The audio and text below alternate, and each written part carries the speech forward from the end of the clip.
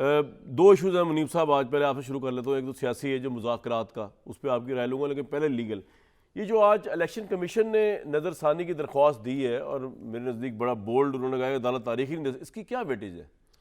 بہت شکریہ کامران صاحب. دیکھیے ویسے تو جو ریویو کا سکوپ ہوتا ہے کسی بھی فیصلے کے اندر، سپریم کورٹ کے پاس سے اختیار ہے اور آئینی اختیار ہے کہ وہ اپنے فیصلے کا خود بھی اس کا جائزہ دوبارہ لے سکتے ہیں، لیکن ایک ریویو کا پروسیجر ہے. ریویو کے اندر دیکھیے ایک تو جج صاحبان وہی ہوتے ہیں جو کہ جنہوں نے پہلے فیصلہ دیا. اچھا وہ چینج نہیں ہو سکتے؟ نہیں، وہ اپیل میں چینج ہوتا ہے نا، ریویو میں تو ہوتا ہی نہیں. اور اپیل سپریم کورٹ کے فیصلے کے بعد اپیل تو ہے ہی کوئی نہیں، اور وہی لانے کی شاید کوشش کی جا رہی تھی. لیکن اب ریویو کے اندر کیا ہوگا؟ یا تو کوئی ایسی چیز ہے جو کہ کوسچن آف فیکٹ ہے جو کہ تبدیل ہوا ہے، یا کوئی ایسی بہت بڑی چیز تھی جس کو سپریم کورٹ نے نظر انداز کیا ہے.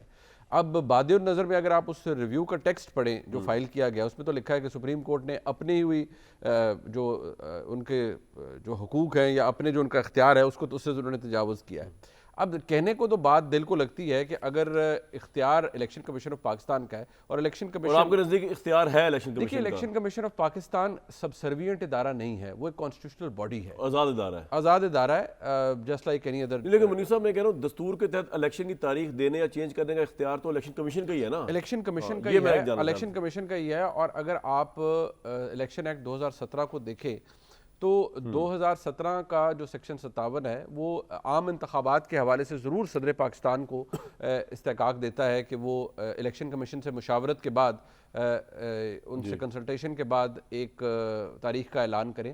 لیکن سیکشن 58 پھر ان کو اختیار دیتا تھا الیکشن کمیشن کو کہ وہ پروگرام تبدیل کر سکتے ہیں، چینج آف پلان ہو سکتا ہے. لیکن عدالت نے اس کو بھی رد کیا اپنے اس فیصلے کے اندر اور کہا کہ الیکشن کمیشن کے پاس تو اختیار ہے ہی نہیں. بعد میں بھی عدالت یہ کہتی رہی ہے کہ ڈیٹ آگے بڑھانے کا اختیار صرف عدالت کے پاس ہے. اسی کو چیلنج کیا ہے بیسکلی الیکشن کمیشن نے، اور الیکشن کمیشن نے کہا ہے کہ آپ کے پاس یہ اختیار ہے نہیں، یہ ہماری ڈومین ہے. لیکن پرابلم یہاں یہ ہے کامران صاحب کہ جب عدالت کے اندر بیٹھ کر جو فائنالٹی ہے وہ بہرحال کسی کو اچھا لگے برا لگے، we can comment on the judgement that comes out, fair comment کر سکتے ہیں، لیکن نہیں فیئر، میں کہتا ہوں جی انفیئر کمنٹ بھی کریں because it becomes a public document جو فیصلہ آتا ہے. لیکن مسئلہ یہ ہے کہ فیصلہ تو عدالت نے دینا ہوتا ہے، سپریم کورٹ کے جج صاحبان نے دینا ہوتا ہے، وہ کسی دماغی لہر یا وم کے اوپر دے دیں، اپنے طریقے سے 63A کی ایک بڑی 2 نمبر قسم کی انٹرپریٹیشن کر کے دے دیں، rewriting of the constitution کر دیں.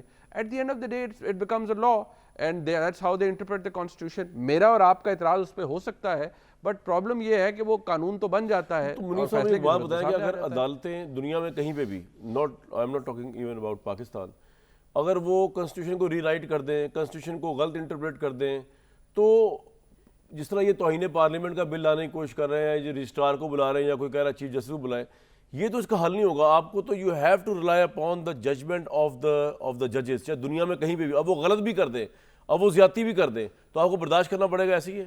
دیکھیے میں اس میں میری رائے تھوڑی مختلف ہے. یہ جو مادر پدر آزادی ہے یہ کسی کو بھی نہیں مل سکتی.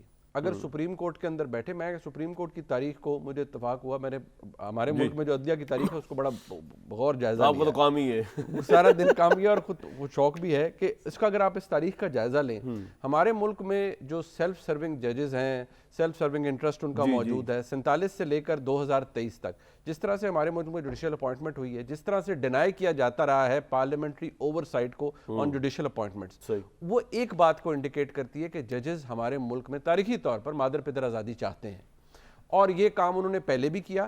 یہ 1973 کے آئین کے بننے کے فوراً بعد جو پہلا ڈرافٹ پیش کیا گیا تھا اس میں بھی کیا، اور اس لیے کیا کہ نہیں ہماری انڈیپینڈنس کمپرومائز نہ ہو. ایک حد تک بالکل درست ہے، لیکن جب آپ اس قسم کی حرکات شروع کر دیں کہ آپ مارشل لاء کو جسٹیفائی کرنا شروع کر دیں، مارشل لاء کو جسٹیفائی تو ایک وہ تو بڑی چیز ہو جاتی ہے وین یو گو ٹو پیٹی ایکسٹینٹ. جب آپ 2 وفاقی وزراء نے یہ آن ایئر کہا ہے، لہٰذا میں انہیں کوٹ کر رہا ہوں، ایک اس وقت وفاقی وزیر قانون، دوسرے وفاقی وزیر داخلہ، کہ جب ملک کے جو سرونگ چیف جسٹس صاحب ہیں وہ بقول رانا ثناء اللہ صاحب کے اور بقول اعظم نذیر تارڑ صاحب کے سابق آرمی چیف کو پیغام بھجواتے ہیں کہ وزیر اعظم پاکستان کو کہیں کہ ہم نے ججز اپوائنٹ کرنے ہیں سپریم کورٹ میں، اور ان کے اوپر جو حکومت کا ووٹ ہے وہ جوڈیشل کمیشن میں ہمیں پڑے، وہ ہو بھی گیا ویسے، اور وہ ہو بھی کیا، اور وہ جونیئر ججز ایلیویٹ ہوئے. تو مجھے بتائیں ہم کون سے آئین اور قانون کی بات کر رہے ہیں، ہم کون سی ریشنل کے اوپر. لیکن میرا سوال یہ تھا کہ اس کا کوئی حل، یہ تو یہ جو حل یہ نکال رہے ہیں پارلیمنٹری کمیٹیاں بنا کے یا آڈٹ رپورٹس منگوا کے، یا